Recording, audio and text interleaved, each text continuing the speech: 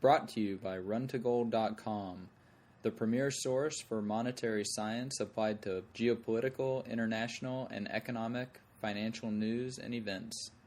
Welcome back for the 12th episode of the runtogold.com broadcast. The topic today, all bankers are liars and frauds.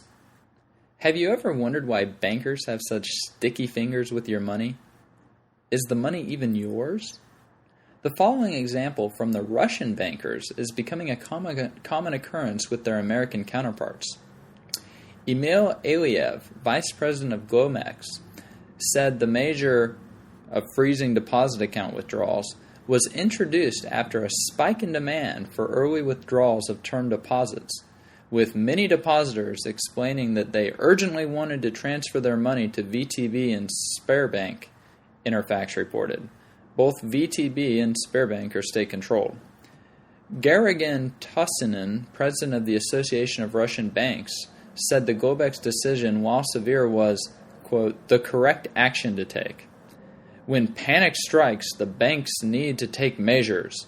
You need to pour cold water over people's heads and say, look, enough, let's stop panicking now. Who are the bankers to tell you when you can and can't take out your currency? Such sticky fingers. A bailment is where a bailor leaves property in the care or trust of the bailee. Embezzlement is the act of dishonestly appropriating or secreting assets, usually financial in nature, by one or more individuals to whom such assets have been entrusted. The perplexing case of Foley v.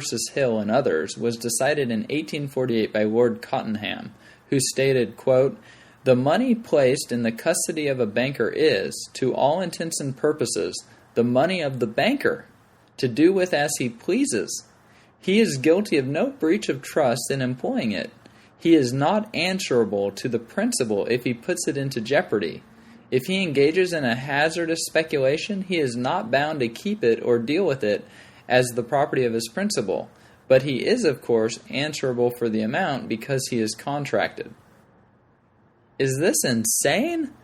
This ex post facto case legalized fractional reserve banking from its inherently criminal roots of embezzlement.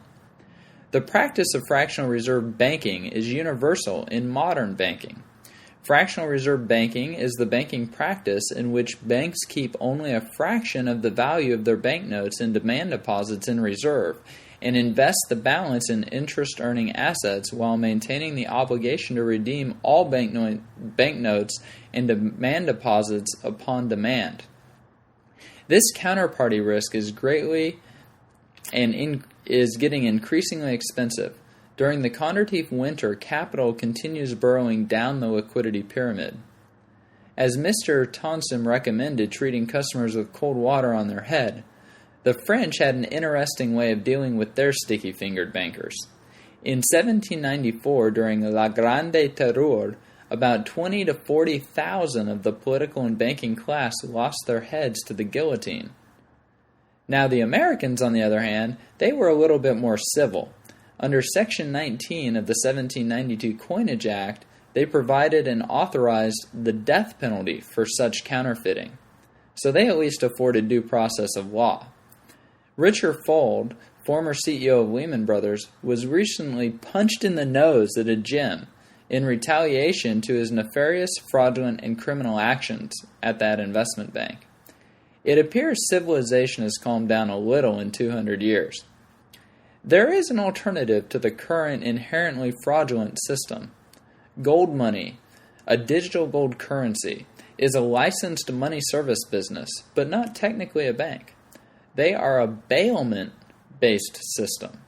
Your bullion is never on their balance sheet, so there is no counterparty risk. They can't do what they please with it.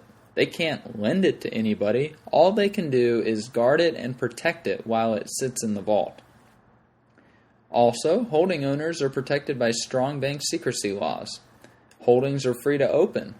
This is the only reputable alternative to the current monetary and financial system that I am aware of. And unlike the current system, they are not engaged in fraud, theft, or embezzlement. Well, this has been the 12th episode of the RunToGold.com podcast. Thanks. You've been listening to the RunToGold.com podcast, the premier source for applied monetary science on the web.